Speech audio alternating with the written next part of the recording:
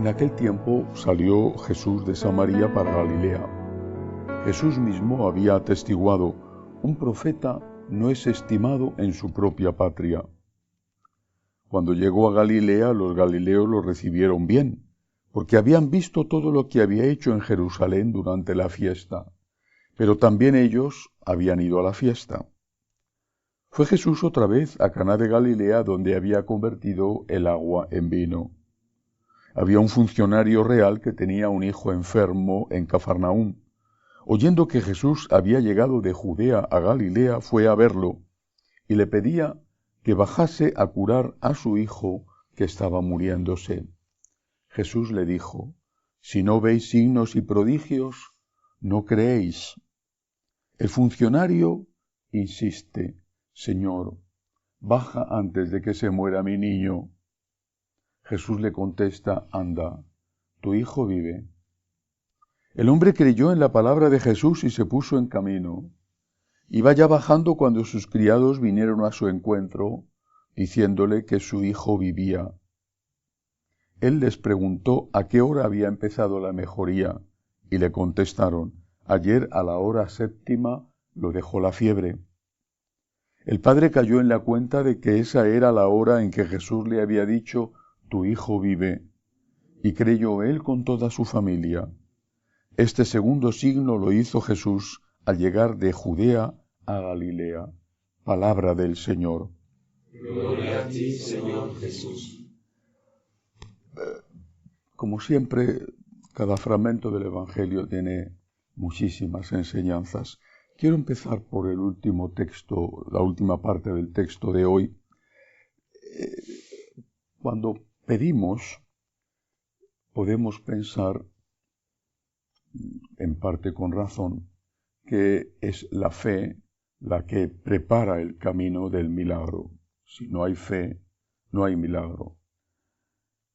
Pero debemos darnos cuenta de que la fe debe tenerla el que pide la ayuda, no necesariamente el que va a recibir la ayuda.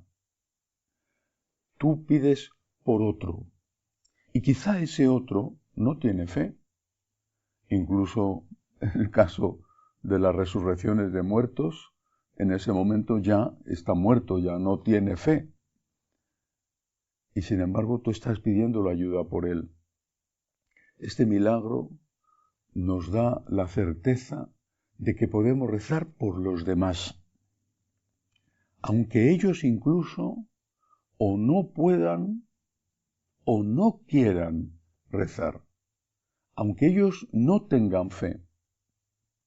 Es tu fe la que se pone humildemente ante el Señor, suplicando esa ayuda, suplicando ese milagro.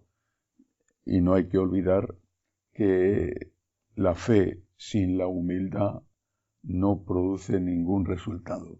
La humildad significa que pides con fe y aceptas no entender el por qué Dios no te da lo que estás pidiendo para ti o para los tuyos.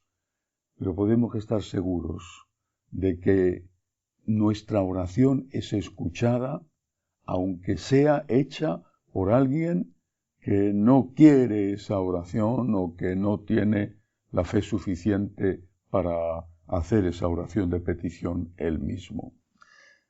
Hay una frase de Jesús en este Evangelio que creo que merece la pena meditar sobre ella. Dice: si no veis signos y prodigios, no creéis.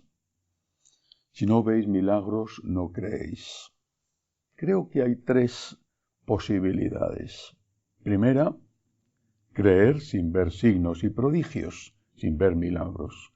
Creer en el amor de Dios sin ver milagros. Primera opción. Segunda opción, creer en el amor de Dios después de haber visto los milagros. Y una tercera opción, no creer en el amor de Dios ni siquiera después de haber visto los milagros. La primera opción, creer sin necesidad de milagros, es la que todos deberíamos tener o aspirar a tener. Yo creo en ti, Señor, y yo me fío de ti. Eres de fiar. Mereces confianza. Señor, yo confío en ti. Confieso que a mí esta opción me cuesta mucho. La segunda opción, creer después de haber visto los milagros,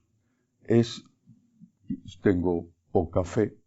Es la fe que yo tengo, porque yo he visto el milagro, he creído en el milagro de la resurrección de Cristo. También en otros milagros que han pasado en mi vida personal o que han pasado en la vida de otros, pero es el milagro de la resurrección lo que me ha llevado a la fe. Cristo ha resucitado.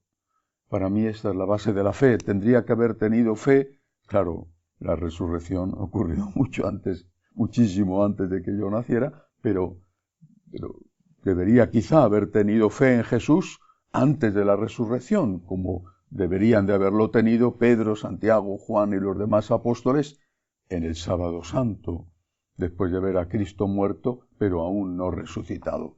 La única que tuvo esta fe fue la Santísima Virgen María. Y yo quisiera tener la fe de la Virgen siempre y especialmente en los momentos de oscuridad.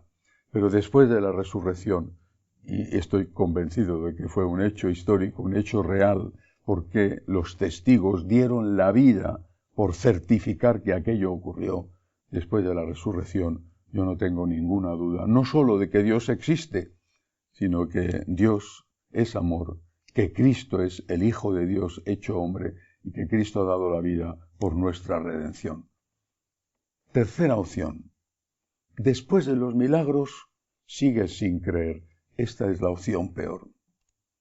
¿Qué hay que hacer para convencerte? ¿Qué tiene que hacer Dios para convencerte? ¿Qué tiene que hacer Dios para que esa persona que no tiene fe se convierta en un creyente y en un agradecido? ¿Qué tiene que hacer Dios si ha hecho los milagros delante de Él? Si muchas veces ha hecho los milagros en Él.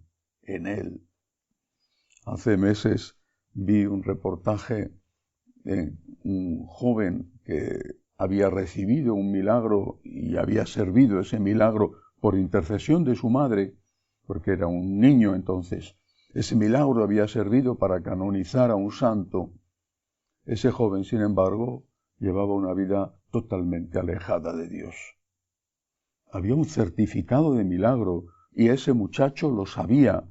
Sabía que no había ninguna explicación, que los médicos habían asegurado que aquello no tenía una explicación científica. Había sido un milagro.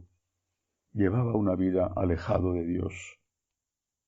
¿Qué solución, qué camino le queda a Dios para que esa persona se convierta y crea en su amor?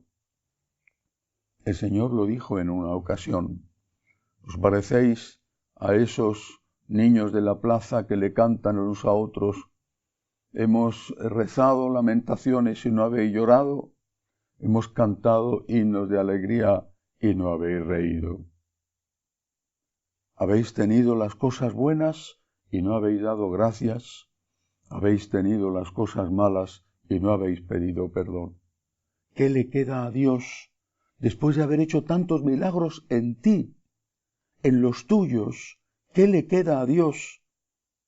¿Qué tiene que hacer Dios ahora para convencerte, para atraerte a Él, para salvarte, si habiendo hecho tantos milagros en ti, no ha conseguido el resultado? El Señor lo dijo también: ¡ay de ti, Corozaín! ¡Ay de ti, Betsaida! Si en Tiro y en Sidón se hubieran hecho los milagros que se han hecho en vosotras, hace tiempo que se habrían convertido cubiertas de sayal y habrían hecho penitencia. Pensemos en esto. El Señor ha hecho milagros en nuestra vida. El gran milagro, no hay ninguno mayor, es la resurrección. Pero en nuestra propia vida el Señor ha hecho milagros. ¿Cuántos favores le debemos? Y sin embargo, ¿nos hemos convertido? ¿O todavía seguimos con dudas de fe? ¿Todavía seguimos pidiendo uno tras otro milagro, para, aunque nos los diera cada día, seguir pidiendo otro como poniendo pruebas a Dios. No creo en ti si no me concedes esto. Te lo concede y vuelves a decir, no creo en ti si no me concedes esto otro. Tenemos que tener fe sin necesidad de milagros. Pero si los ha hecho, la resurrección y los milagros personales, no tener fe es una ofensa a Dios y una provocación. No lo olvidemos. Que así sea.